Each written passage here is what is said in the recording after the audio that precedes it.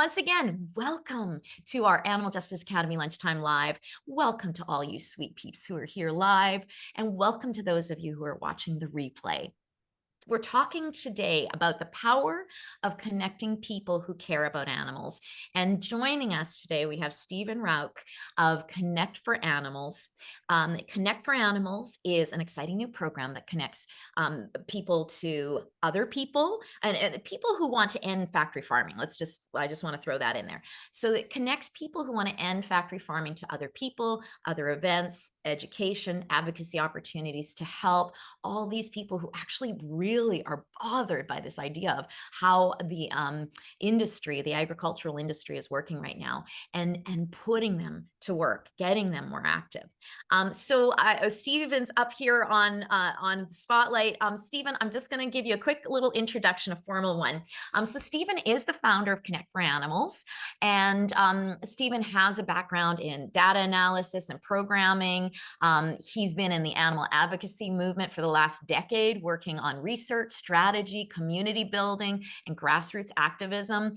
His experiences, they range from leafleting with the vegan outreach to research and data with Mercy for Animals to protests and community building with direct action everywhere. Steven, we're so happy to have you here. I'm so glad to be here. And I'm such a huge fan of Animal Justice Academy. You know, and Kimberly, we've known each other for a few years now. Yeah. And just think that the community and the space that you've created here is so special. I feel so honored to be here. So thank you all so much for what you do. Steven. And yeah, Steven's not lying. I like to see Steven's face show up here and there in our events. And so he's everywhere. Steven is everywhere. And I really appreciate, and I appreciate real strategic thinkers like you, Steven. And so not only am I excited for folks to learn about Connect for Animals, but I'm excited for us to talk a little bit more about strategy around animal advocacy in this movement. So Yeah. let's start off though. Can you just give us an overview of Connect for Animals? You know, can you explain exactly what it is and how it works? Yeah, absolutely. Oh, by the way, when you said 10 years in animal advocacy, those are rookie numbers compared to what I was seeing in some of the chat. I mean, people are like 20, 30, 40 years. So I um, that's know. that's so impressive. Yeah. And they're So still standing. It's Unbelievable. incredible. Yeah, it's incredible. I'm so thankful. It's people like that who really inspire me the most. So, Mm. um, Connect for Animals is a platform for people who want to help in factory farming. So that's it in a nutshell. The idea is to create an online space where if you want to help animals by ending factory farming, the factory farming of animals for food kills. I think the most animals, vast majority that humans purposefully kill and exploit globally. Just the numbers are astronomical. There are a lot of us out there who want to help, but it's kind of hard to get plugged in. So the idea is that Connect for Animals is a platform. We bring together all of the amazing events that are happening from incredible organizations like Animal Justice Academy or Animal Justice and many other organizations. We have all those events on the platform so that people can find something that really resonates with them. And then as time goes on, we're going to expand our functionality to help people take action across all these different organizations and meet people in their local cities. And so the idea is just to have that online space where people can find their niche to get plugged into this movement. I love it. And you know, and we have a lot of similarities, AJA and Connect for Animals. But we're a little bit more heavy on the education, and you're more heavy on the connection, on the network, right? I think on your website you say something like it's Meetup plus what was it, Bumble, or what did Yeah, you yeah, say? that's kind of the vision, right? Is to have Yeah. like Meetup, you have all these great events, but we want to put all the animal focused events in one place. And then Bumble BFF, is like this friend finding app where you can get connected with people in your local area. But it's not for pro animal people. It's just kind of for anybody, right? And we need to create these technologies and these platforms for animal people, for pro animal people who want to be a part of this movement. Yeah. Amazing. Yeah. Neethal says network science is one of the most underapplied areas in activism. And so, yeah. So trust Stephen to find that gap. So, Stephen, you are somebody who does a lot of thinking about needs and strategies in the movement. So I know that Connect for Animals wasn't just some whim. So what was the thinking that this project grew out of? Yeah, absolutely. So I think a big part of it is the social sciences mixed with my experiences in animal advocacy and how difficult it can be for someone who cares about this space to get plugged in a way that feels good for them. I mean, I think that the work that Animal Justice Academy does, for example, is so crucial with this, but it's also so rare. And we need efforts like that much, much more. So when I first started with activism, I have a background in math, a background in programming and data and like philosophy. And I was just trying to get connected with whatever I could. And rather than me finding something that was a particularly good fit for me and my skill set, it was really just like, what's the first thing that I come across, right? Um, and I've talked to so many vegans through the years, so many people who want to help animals, and for the majority of them, people who are already here, like in these spaces, I think, are more connected than most. But for the majority of people, there's this narrative that I heard just over and over and over again, which is, I want to help, I don't know how. And I want to help, but I don't know anybody. And so seeing that problem kind of over and over and over again, and then seeing these other problems that exist in the space, like some survey data that's shown high levels of vegan recidivism, for example, like people who go vegan or vegetarian, they stick with it for a little bit, and then eventually they go back to eating animals. And kind of asking these questions like, why? And then digging, I'm a big believer in continuous learning. I mean, I love like the AJA curriculum, for example. I think that all of us should just keep learning, keep learning, keep learning. And so as I was learning about the social sciences and social influence and social psychology, recognizing that we do so much of what we do because of social influences. Like we are not these isolated humans who just sort of rationally deduce what we should be doing and then we go and do it. It's like most of what we do is influenced from the people around us. And that makes sense why it can be so hard for people to stay vegan and stay animal activists in society if they do not have adequate social support that's supporting those decisions when all of society is just pushing against them constantly. So Mhm. all And of that Stephen, wrapped up can together. I just Oh yeah, stop you yeah, before you please, do that? please. Because Yeah, I think especially because there are a lot of veterans here. I think it's hard for us to even comprehend that somebody could not be connected to an animal activist or a vegan, but it's yeah, yeah. everywhere there are people that are not connected, like they're in a little silo. So just by the chats, I'd love to hear like those that are pretty new to it, or when before you started, like, did you know anybody that was vegan? Did you know any animal activists, or was it kind of a desert for you? So I'm just curious about that. So keep going, Stephen. No, no, thank you. I sometimes I can get rambly. I'm like one thing connects to another thing, connects to another thing. Absolutely That's a social no. network science that somebody mentioned in the chat. So, Yeah. but yeah, I also think that what you just said is exactly right. That once we've been here for a while, we can lose, especially if you know a bunch of vegans, you know a bunch of animal activists. We sort of lose touch with what is actually the majority situation, which is that most vegans, most people who care about ending factory farming don't know anybody else, are not well connected. If you look at the percentages of people who are vegan per country, for example, as like a proxy for this, right? It's like 1% of the US. I'm not sure the percentage for Canada. It's a couple percent for the UK. That's millions of people. But we do not see millions of people at our events, at our protests. That means that the majority of those people they're floating somewhere, disconnected, kind of in the space. Yeah, absolutely, Stephen. And that was, you wrote a piece on that a few years ago, and I was like, oh my God, yes. Like when basically Stephen, posited that he figured out the amount of vegans in the world and how many millions that equaled, and then just the fact that we have not, like, we have probably hundreds of thousands of animal advocates, but we don't have the probably hundreds of millions that are actually vegan in the world as activists. So yeah, so that's part of Yeah, this too. absolutely. And I'm so thankful for those who do research into these issues and provide us with some of this data. And the numbers are very uncertain. And I think that you can say also like there are probably vegans or people who follow plant-based diets who do not want to actively get involved in this movement.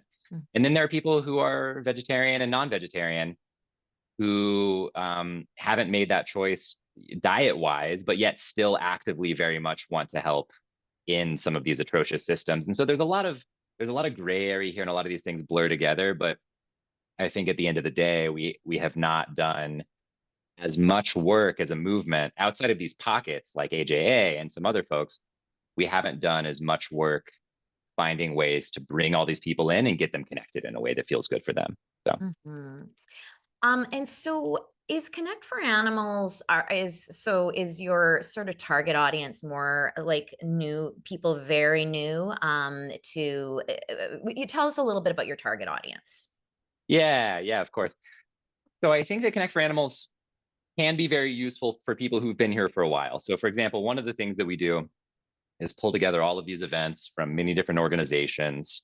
We're one of the few places where you can go to find a list of a lot of the upcoming virtual events, conferences, local events. So it's very useful for people who are already dedicated to this space. But I would say that the impact that we're going for, the theory here is really to target that larger number of people who are more disconnected. So, and these people could have been vegan for a handful of years. I think there are actually a lot of people who I've met who have been vegan for 2, 3, 4, 5 years and still don't really know anybody and still aren't connected. So those people would absolutely fall into our target audience. I would say that our target audience is just anyone who actively wants to help in factory farming, who is not deeply connected to the space so far. Yeah. And I think it's really important because I imagine a lot of our folks here are going to be using this as a tool, especially to pass on to new people. It's not limited to just vegans. And so maybe talk a little bit about why this was an important piece for you. Yeah, absolutely. So I think that the end goal here is helping animals, right? I personally am vegan. I've been vegan for like 10 years. Think it's a great thing to do to reduce your personal um, contribution to the supply side of this like crazy complex system. That said, I think there are a lot of people who are like sort of in this wiggly boundary between vegetarian and vegan who maybe are like fully plant-based but don't identify as such, or who don't identify with that label for whatever reason.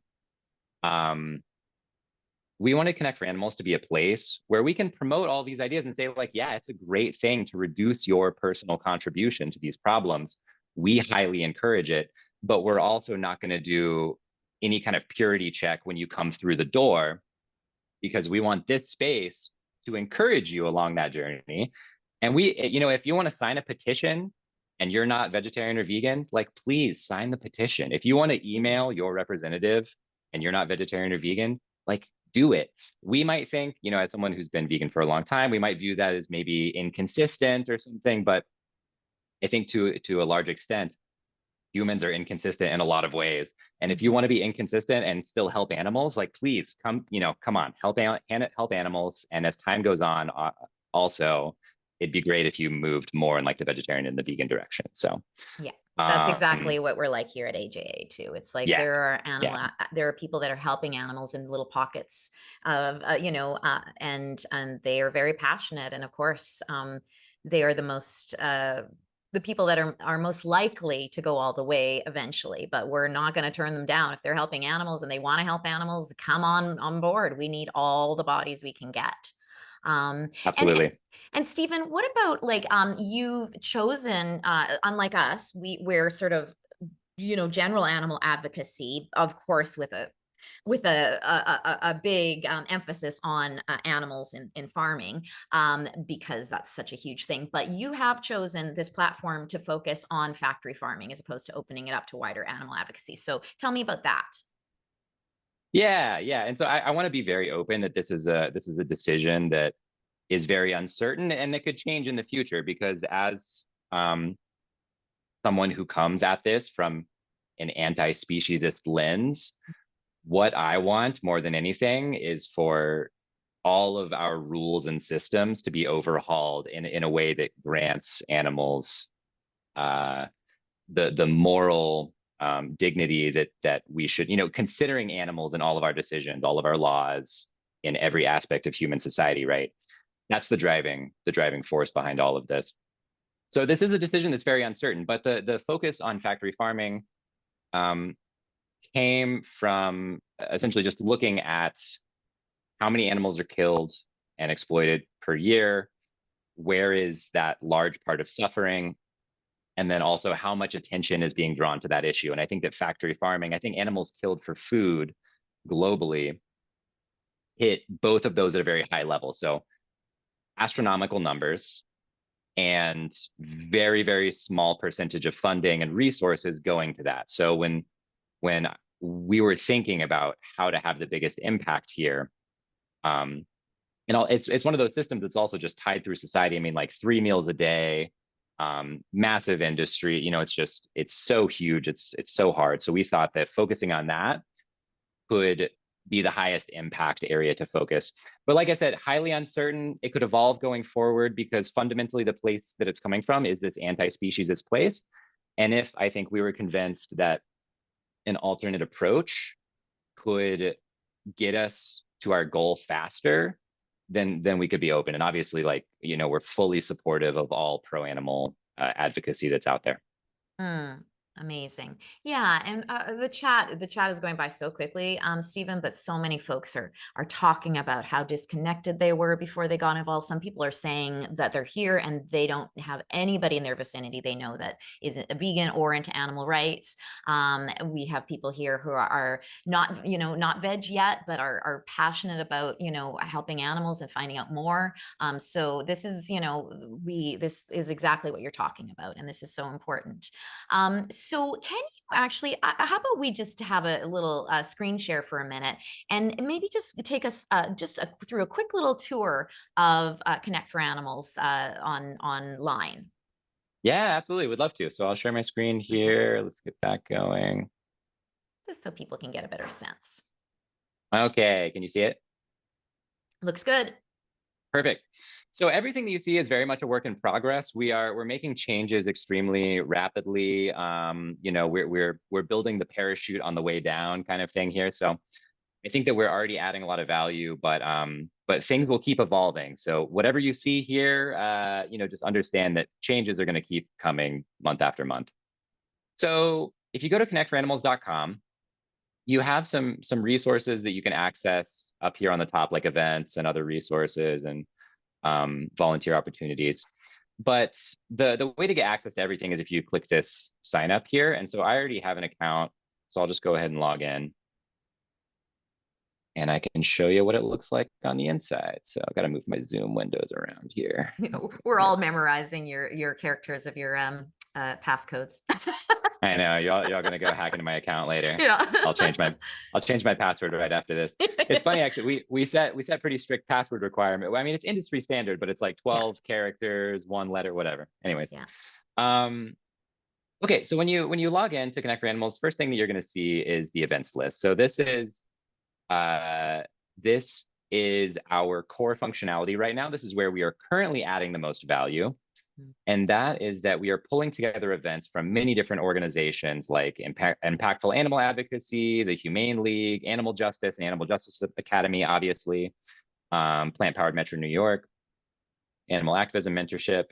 So events from many different organizations. And the idea is that we put them here in one place and we let you find events in your area and events by certain types of tags or topics that those events could be about. Yeah. So like our friend Josh Bach, who's going to be doing a fireside chat right after this. If anybody wants to join him. There you go. Yeah. And so, and the thing is that there are too many events for any one person to go to. So I think this is really where the idea is like, find your niche, right? Yeah. And if there's somebody in your life that approaches things from a different angle, you can find things to share with them as well, to be like, hey, this might appeal to you. So yeah, so this is where we're going to have that like core functionality is you can find out about events. You can add them to your Google Calendar really nicely. You can go to the original link and find out more information. So this is kind of the core thing. And then if you know about an event that's happening that's not already in this list, so if you search for the event and you can't find it, you can come up here and create the event or submit the event to us so that it gets shared out with the rest of the network as well. Amazing, because we have Jenny McQueen is in the community today, and Jenny does a Toronto list of events. So this would be great for her to be able to enter in the Toronto events that she has on her events list. Amazing. Yeah. And Jenny, thank you so much for the work that you do with that Toronto calendar as well. So, so then I would say that these other the other functionality are more work in progress than the events stuff right now. So we have people. I'm not going to click on this tab because you can create a profile and you can find people in your area. I don't want to be showing off a bunch of people's profiles here on a live stream, so I'm not going to click on this for right now. But that's something that you can do, is create a profile. I'll click on this groups tab. So we have data for a couple of thousand of different animal advocacy groups and social media pages. And then you can search for them by topic and tag and by location. So for example, if we search, animal justice, you'll see we got Animal Justice and Animal Justice Academy. So each group has a page here that you can find out more information about the group. This is very much still kind of in beta mode, but the idea here is that we're going to have an actions feed where when organizations like Animal Justice Academy have an ask, have a petition, it can get added here and blasted out to anyone who's capable of signing that petition, whether or not they know about Animal Justice Academy or not. And the idea is that we will make it easier for people to take action across many different campaigns. So this is still very much a work in progress, but that's the vision here for where we're going, is making it easy to take action. And then I'll say the last thing is we have a resources page. This is mostly just a static list for right now of job boards and online courses, including Animal Justice Academy. But as time goes on, we're gonna make these resources kind of easier for people to find exactly what they're looking for as well. Amazing. So that's it in a nutshell. Yeah. And can I ask about the people category? So if somebody were wanting to find out if there's people in their area, what they could do, that they could search to see if there's any profiles of people in their city or their town. Yep, absolutely. Yeah. So, and this, once again, I'll say this is kind of still beta functionality. So we're still working on rolling it out. But yeah, you click people, you create a profile, you upload a profile photo. It's very much like, LinkedIn or Facebook, typical kind of functionality. You can add some websites and what you're interested in.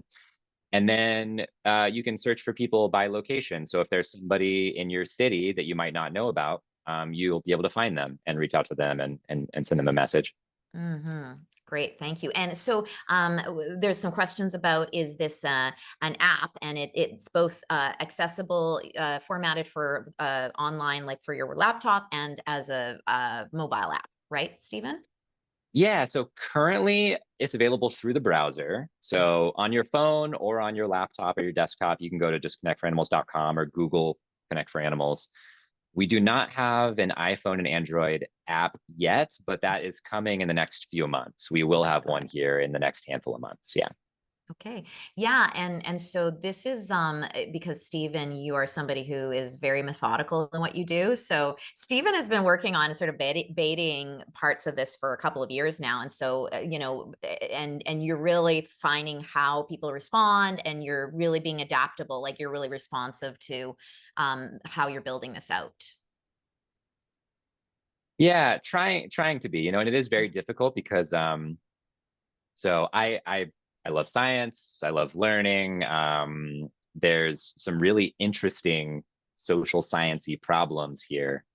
For example, there's a thing called the cold start problem. When you're trying to build an application or a platform that involves people connecting with each other or some sort of marketplace, it can be difficult to get that off the ground. And so there's just some really interesting problems there, but it also makes it more difficult to get these things going sometimes, which I personally have seen examples, a couple other examples of folks trying to do something in a similar space, and it's just difficult. It's just really hard to create a new kind of platform technology like this. So there's lots of problems. Last year, we basically things were moving kind of slow we have our approach and build everything from the ground up again. Things are going much better now, but infinite problems abound, which keeps it very interesting. Yeah, very interesting for me. Oh, I'm so glad it's you and not me. We're a little bit lower tech at Animal Justice Academy, and it's just going to have to be that way for now. Having a background in tech, that's part of my background. Before this, I did data analysis and data engineering, and have a background in technology. It does help. Yeah, it does help. So for more seasoned animal advocates here at AJA, how do you envision them using Connect for Animals as a tool? Like, I'm hearing sort of for some of the people that are doing outreach, for example, and they're talking to people who are really interested on the spot, being able to send them to something like this. Is anything else that you have seen it being used as? Yeah, so I think that there are lots of different use cases. So, for example, with the events feed, I've heard of people who work full time at animal advocacy organizations, keeping a list or keeping up to date with what events are happening, just so that they can know who to reach out to for potential partnerships. Mm. So it's like, oh, okay, these two people are working on the same thing. Let's reach out to them. Let's get together a potential partnership. Or if you're looking at learning a specific topic, organizations will have webinars or trainings on different topics, and you can find one of those that matches what you're really interested in and go to that. I would say that referring other people places is also a great thing. So referring new people to the events list to help them find something that's going to fit for them is good. Also, proactively sending events to people like, hey, I see that there's an event about climate change and animal advocacy, sending that to your environmentalist friends. Or like, hey, I see that there's an event happening in Chicago, and sending that to your Chicago advocate friends. And there's all kinds of different use cases for advocates. Yeah. Amazing. Folks, I have seen some questions go by real quick, but can't just so that because the chat is going by at a pretty frantic pace today. Can you just make sure the questions have Q dot dot dot or star star star Q beside it? I got my own rule wrong. So star star star Q just to be able to ask a question, and we'll throw a couple of those in at the end with Steven. So Steven, maybe it's just because I'm immersed in it, but I feel like the mobilization of the everyday sort of pro-animal person is really ramping up in the movement. It's not just about signing petitions or donating anymore, but to actually organize, to actually do projects. Is that what you're observing too? It's a great question. So I will say that I don't have good data or information on it, but I can give you a couple of anecdotes maybe, which is that first of all, if we look at the pro animal movement over the last like 50, 60, 70 years, it certainly seems like there's been a huge uptick. I mean, starting with PETA obviously set things off many decades ago, followed up by you had these big bursts of outreach through like vegan outreach, doing leafleting.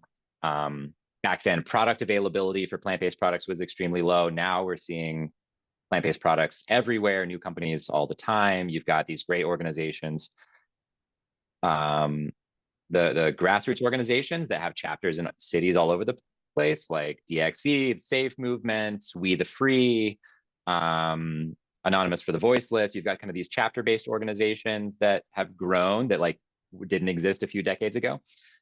So I think that from those metrics, it definitely looks like there's been growth over the decades. But you're like, Has there not been enough. growth? Oh yeah, definitely not enough. Yeah. But like very much mobilization progress.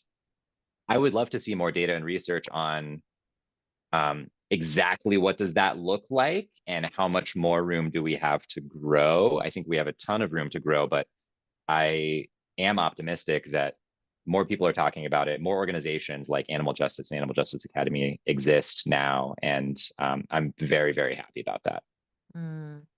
So, Connect for Animals and AJA, we really emphasize that there are like endless ways of doing animal advocacy in this movement, because I think that is still a big thing that we're up against as the general public, that there's so many that care about animal issues. There's so many that get super upset by seeing undercover footage. And yet they figure becoming an animal activist or even an animal advocate means they need to go out on the street with a sign and yell at people. And so I'd really love to talk a little bit more about how Connect for Animals is really promoting ways of doing animal advocacy that are really unique to the individual. Let's dig into that a Yeah, little. yeah, absolutely. So first of all, like I have not done everything, but I've done a lot of things. Yeah, me too. I was doing grassroots, yeah, and I value a lot of those things. I've done the on the streets, holding the sign, you know, doing marches, doing disruptive protests. I've done the data and research side of things. Now I'm doing this kind of technology platform movement building side of things. I do think it's a mistake to communicate that there's like only one thing that we can do to help animals, because like you said, that these systems are so deeply embedded across many different pillars of society. So you have the legal system, right?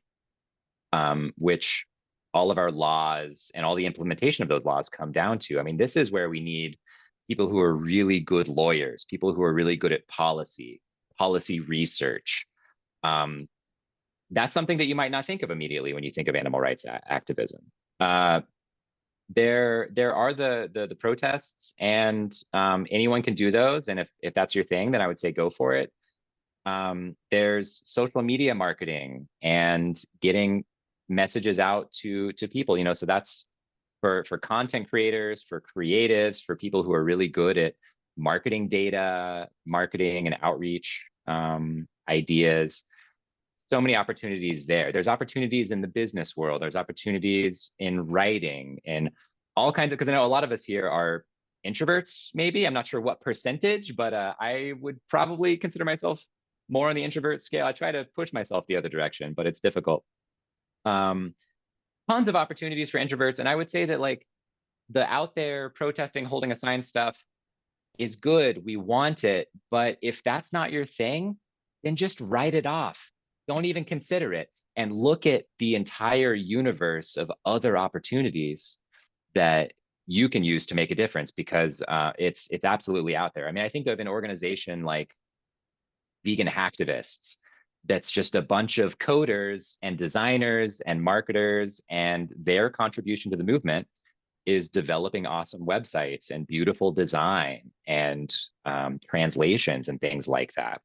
So there's absolutely an opportunity for everybody. Yeah. Yeah, I mean, I always say if you have accounting skills and you're sort of hesitantly out there, protesting, I'm going to yank you out there and I'm going to give you an organization, because it's things like that that we need done. Like we need all of the pieces. If you're in corporate, you've got incredible opportunities to influence corporate culture. If you're a student, you have incredible opportunities to influence your schools. So yeah, it's really about empowering folks wherever they are and whatever communities they are to be able to do work. So I love it. Thank you, Absolutely. Steven. Mm-hmm. No, of course. And I would say like don't use that as an excuse to like not challenge yourself and not grow. But yeah, like you exist in a place with a social network, with a certain set of skills and interests. Those are your starting point. Like use those as the jumping off point, and then grow and develop from there. Don't try to be, you know, something that you're not, or do something that you're actively opposed to or something like that. Okay, Stephen, we have some questions I'm going to shoot at you. Of course. So Eleanor says, Stephen, I want to work with a group that seeks to ban factory farming, but my main issues include one, climate, two, land rights of Indigenous people whose stolen lands are now used for feed crops, and more. The animal piece of the puzzle is crucial, but not my main focus. Is there a place for people like me in Connect for Animals, or would you prefer the group focus on animals? Yeah, yeah, that's a great question. So I would say that our framing is animal centric. Mm. So that is the core of what we do.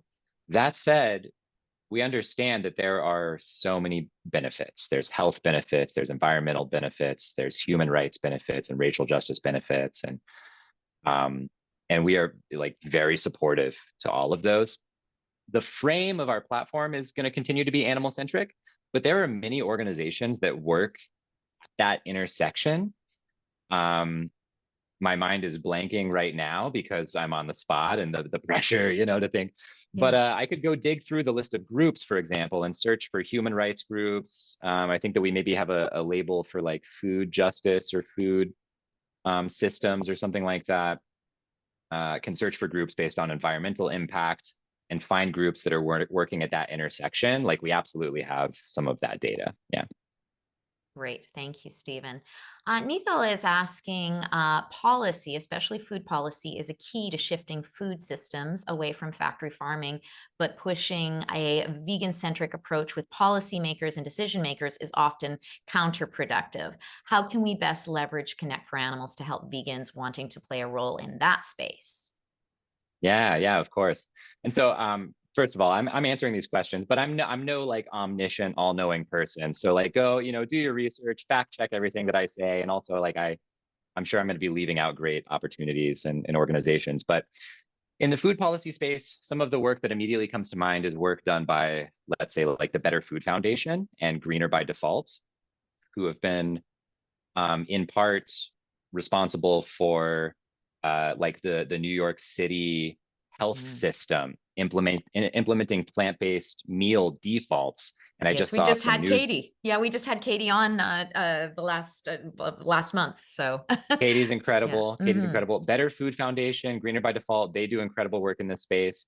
I just saw an announcement recently that Sodexo is committing to doing plant-based food stations at like all 400 of their campuses across the US and Canada or something like that. I mean, so work from organizations like that is incredible, and there are other organizations doing that kind of food policy work. So I would say like find the organization that's doing the type of work that really resonates with you, because a lot of the times that work is happening somewhere. You just have to find it.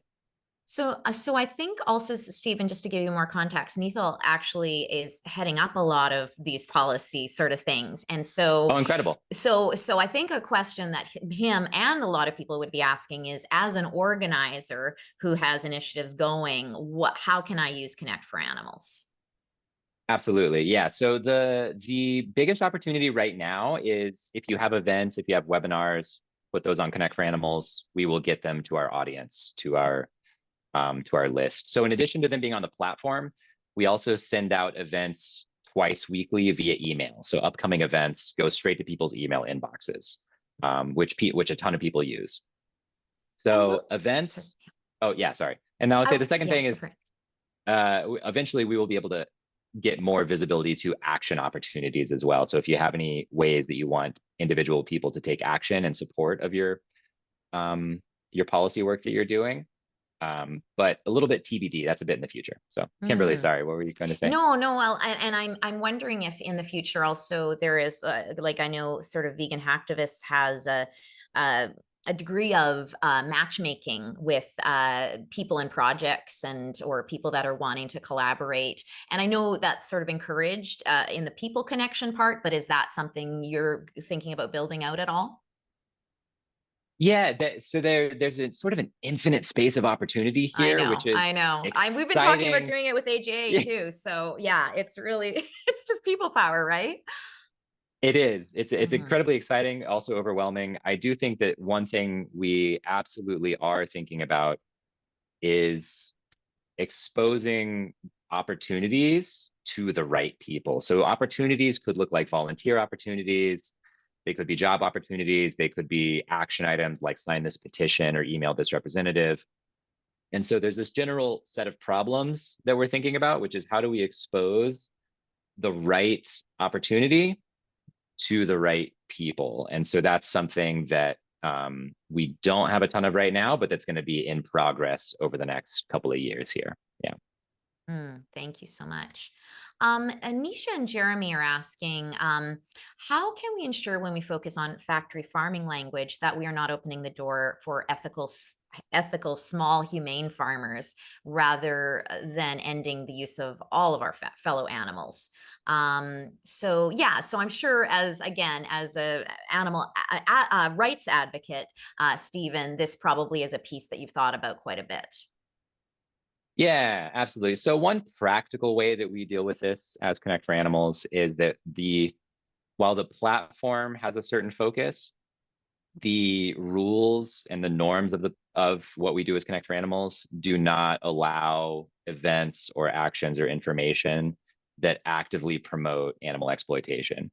So that's one practical way. So if there's an event that promotes like smaller scale animal farming or animal exploitation as a solution for ending factory farming, even though it's related to industrial animal ag, that would not be a good fit for Connect for Animals because it involves animal exploitation as part of the solution.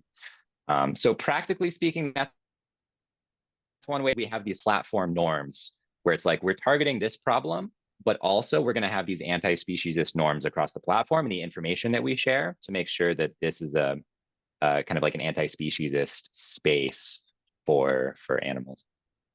Great, thank you. And yes, that is a sort of similar take that we do. Jenny, who we were just speaking about, Jenny McQueen says, I don't see a country filter on actions on your site, so not sure if I should be clogging up your list until you can sort by country. So yes, so Jenny's wanting to be courteous. What would you say to that, Steven? I'll write down, I'll add it to the feature backlog here for us to add. Yeah, thank you for the feedback. Send me all of the feedback. Just like shoot me an email with any and all of your thoughts. Anything that's broken, anything that you want, let me know, and then we'll prioritize it here. Yeah. So in the meantime, do you want Jenny flooding events with with Toronto events, or is that not just pick and choose? Jenny, I would say go ahead and add them if you want. Go ahead and add them. But we can maybe chat more, and I can work on getting that country filter built for you. That's great. And Nicole says, and if city feature too, we're all planning this website for you, Steven. I know.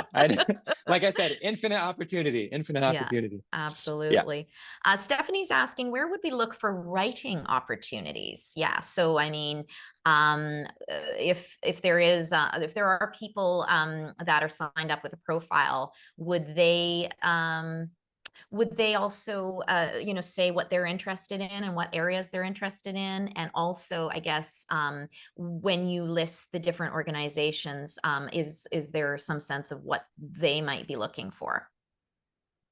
Yeah, so I would say that we have some of that right now, but then one of the best things that we could do is point you to other organizations that are going to be a better fit. So there is, I believe, a writing tag that we tag events with, we tag organizations with, and that you can choose as an interest tag as well is writing. That said, most of the opportunities will probably come from other organizations. Like when I think of writing, I think of Sentient Media, or I believe they rebranded as just Sentient, maybe. They are all about journalism. They're all about writers. They have a writers collective. Yeah. So I think the idea would be that you could use Connect for Animals. I mean, I'm telling you right now, like maybe go check out Sentient, right? They have tons of opportunities for writers. Yeah. Vegan Activists has opportunities for writers. I guess I'm not sure to the extent that Animal Justice or Animal Justice Academy has opportunities for writers, but like right now, that's probably going to be your best bet is to find the organization that's focused on writing specifically, like Sentient. Yeah, they actually have a training program for writers to be Yeah. able to get trained in pitching to mainstream media. So, so you definitely want to check that out, Stephanie. And as a writer, we need you to write some letters to the editor in that action I just mentioned today. So Kirsten can pop that in again.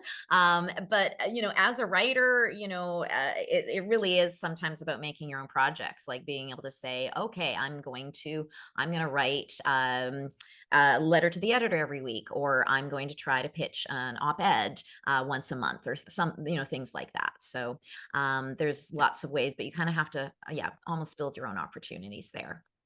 Um, okay, let me see here. One of the things, Stephen, that I just wanted to, as we're about to wrap up, I know that we've been talking about, finding really specific ways to be, to be an advocate that suit you, that there's like a world of possibilities.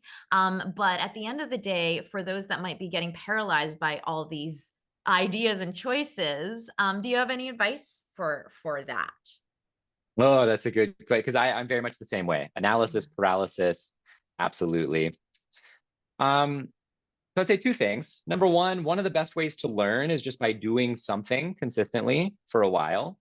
So I would say like sometimes just diving in can be good. There's also this blog post called Dive In that I really like, that kind of makes the case for diving into something. But from there's this notion from, I'm going to get real nerdy for a sec, like computer science and algorithms, called the exploration exploitation dilemma. And it's like, when should you, and exploitation, not in a bad way, it should be called just like commitment, exploration, commitment. When do you explore new opportunities, and when do you just commit to something? And one of the takeaways there is that if you're at the beginning of a journey, or at the beginning of doing something, it can help to spend a little bit more time on exploration. So spend a couple weeks, spend a month, however, set a timeline, and just explore what is out there. And then at the end of that period, commit to something for a period of time, a month, 6 months, a year, see how it goes. And then if you want, you can do another period of exploration, but don't let yourself sort of get caught in this like rapid switch, commit, like that doesn't do good things for anybody. So explore, check things out, pick something, commit for a bit, reevaluate. Absolutely. Yeah, it's my first few years of being an activist, I tried everything, and it became very clear where I had the most impact. It became very clear the type of people I wanted to work with, how I wanted to work, and it does, but you do have to get there by doing. You did it. You did the exploration. And I Yeah. mean, I would say that like the Animal Justice Academy curriculum, like Yes. what a great way to explore what's Yeah. out there. I mean, you've put it together for people, right? Like that's Yeah. incredible. Yeah. Yeah, the whole second week, for those that haven't done the whole course yet, the whole second week is about the different ways of being an animal advocate within your own communities, with your own resources, all that sort of thing. So yeah, it's a great way to do it. Yeah. Stephen, thank you so much. Before there was Emma. Emma, I just want to address you real quick, Emma, because this might be your first time here. Emma says, I'm 18 years old from Massachusetts, and I joined this Zoom to help me with my PEA about animal cruelty with the question, do you feel the penalties for animal abuse are strong enough to combat this problem? Emma, because that's not our topic today, we can't really get into that. I'll say absolutely not to start with. But our Animal Justice Academy group on Facebook would be a really great place to just throw that question to the crew, and you're going to get lots of information. Okay, so if you're not already part of our Facebook group, become part of our Facebook group. So let's take us off spotlight, Kirsten, so Stephen can see all our folks. We were up to about 100 people here live today, Stephen, and a bunch more joining us on the live stream. So lots of people interested in Connect for Animals. I just want to thank you. Folks, can we give Stephen a big thank you? Animal Justice Academy, thank you for all you do and for bringing this platform. And we can't wait to see what it grows into. Thank you so much, Kimberly. Thank you so much. All of you AJAers, thank you. It's so good seeing you all. Really, really, really, really glad to be here. And folks, I'll just let you know about our next Animal Justice Academy Lunchtime Live. It's April 18th. It's with Allison Penner from Reimagine Agriculture. And we're going to be talking about cultivated meat. Where is it at? Is it a reality? What's happening with it? How is it? Maybe you don't even know how it's done, what it's all about. We're going to give you the 101 on cultivated meat. So that's April 18th, and look out for that notice and the event registration in your email. And if you're not already on our email list, make sure you get on there by signing up for free at animaljusticeacademy.com. And finally, folks, if you love our programming, make sure that throw a few bucks Animal Justice Academy's way. We'll put a donation link there in the chat. It just helps to support us so we can continue on doing this work that we do. All right, everybody, thank you so much for being here. Thank you for the work you're doing. Let's keep going for the animals. Bye, everyone. Take care.